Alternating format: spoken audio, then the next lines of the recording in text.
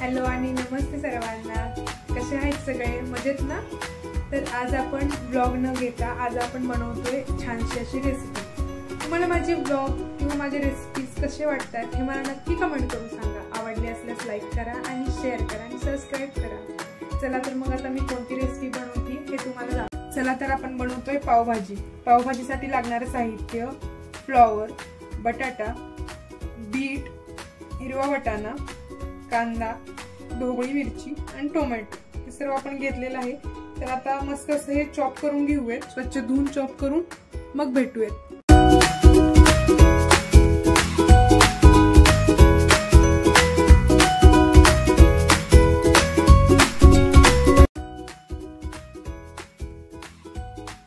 ते घेतलेली आहे आपण एक कढई.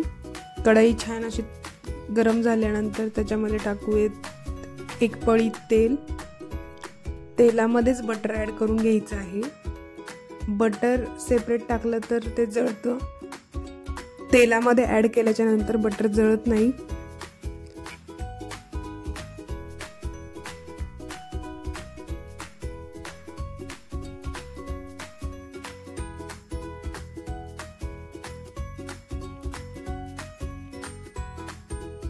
बटर व्यवस्थित असं मेल्ट झालेलं आहे. त्याच्यामध्ये आपण टाकून घेऊयात जिरं.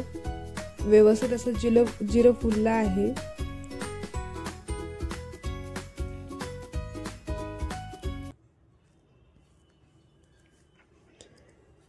आता आपण टाकू त्यात बारीक चिरलेला कांदा. कांदा थोडासा फ्राय झाल्यानंतर आपण त्याच्यामध्ये टाकतोय एक मोठा चमचा आलं लसूणची पेस्ट.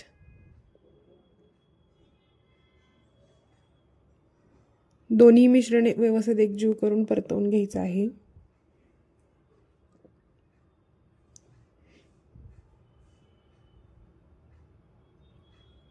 व्यवस्थित परतल्यानंतर एक बारीक चिरलेला टोमॅटो ऍड करून घेऊयात आपण. जर तुम्हाला आवडत असेल तर तुम्ही टोमॅटो अजून वाढवू शकता.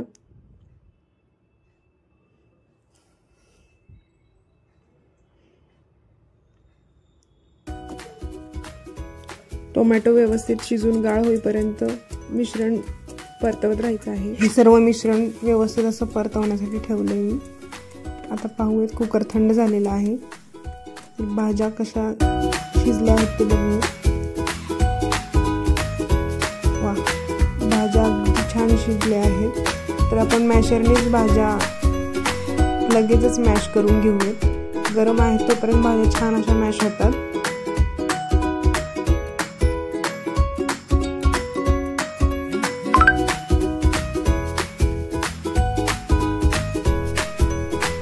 भाज्या शिजतानाच मी जास्तीचं पाणी ऍड केलेलं आहे त्याच्यामध्ये, कारण मी पावभाजीमध्ये वरतून पाणी नाही टाकत.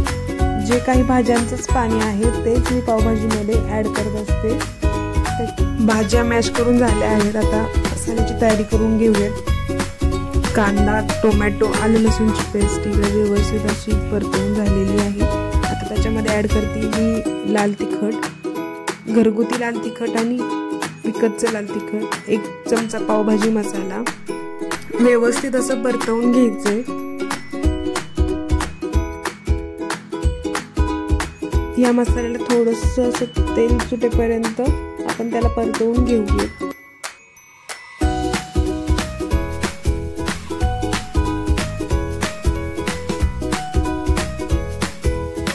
छान असं तेल सुटलेलं आहे.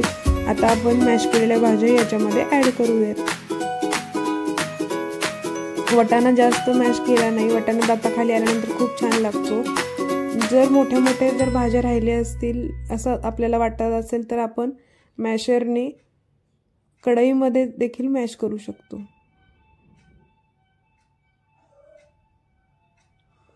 इथे बीटाचे तुकडे थोडे दिसत आहेत, त्याच्यामुळे मी कढईमध्येच मॅश करून घेते. बीट टाकल्याने पावभाजीसाठी कोणता कलर यूज करायची गरज नाही पडत. अगदी लाल कलर येतो आणि टेस्ट देखील छान लागते. तर तुम्हाला पावभाजीची रेसिपी कशी वाटली हे नक्की मला कमेंट करून सांगा. आवडली असेल तर ट्राय करून बघा. हे पहा, मी पावभाजीमध्ये वरून कोणत्याही प्रकारचं पाणी ॲड केलेलं नाही. जे काही आहे भाज्या शिजताना टाकलेलं पाणीच आहे आपल्या पावभाजीमध्ये. व्यवस्थित थिक अशी पावभाजी झालेली आहे. खूप पातळही नाही आणि खूप घट्टही नाही. जशी जशी शिजेल तशी अजून घट्ट होईल. वरून आपण टाकतोय चवीनुसार मीठ.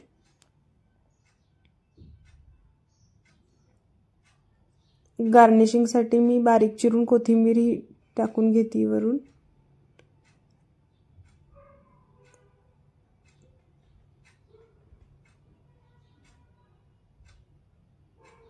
सगळ्यात शेवटी इथे आपण बटर ॲड करायचे. छान अशी पावभाजी आपली रेडी आहे.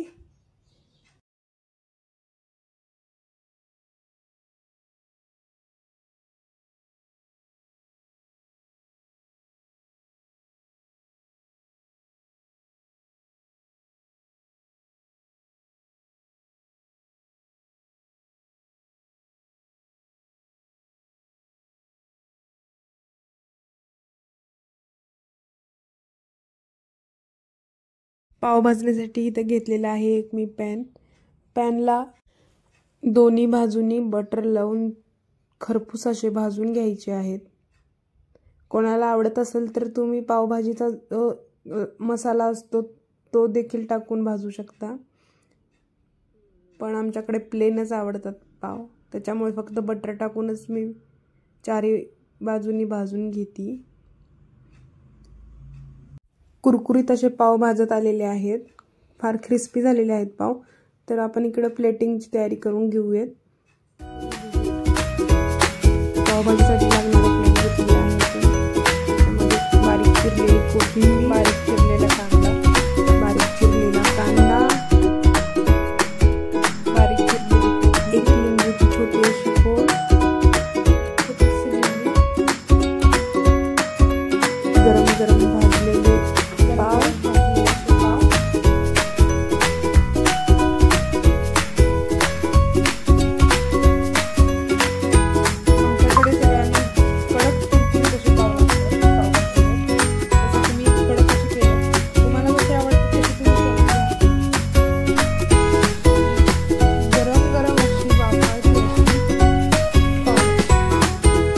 गरम गरम अशी पावभाजी. वाह, कलर तर अगदी छान दिसतोय. टेस्ट कशी झाली हे तुम्ही नक्की करून बघा. सेम हीच रेसिपी फॉलो करा आणि सांगा मला कशी झाली आहे पावभाजी. टेस्ट याच्यावर मस्त असं आवडली तर नक्की सांगा बरं का. तर कशी झाली आपली पावभाजी तुम्ही करून पहा आणि कमेंटमध्ये नक्की मला सांगा. टेस्ट करून सांग ना कशी झाली. कशी झाली जिजा, सांग ना कशी झाली.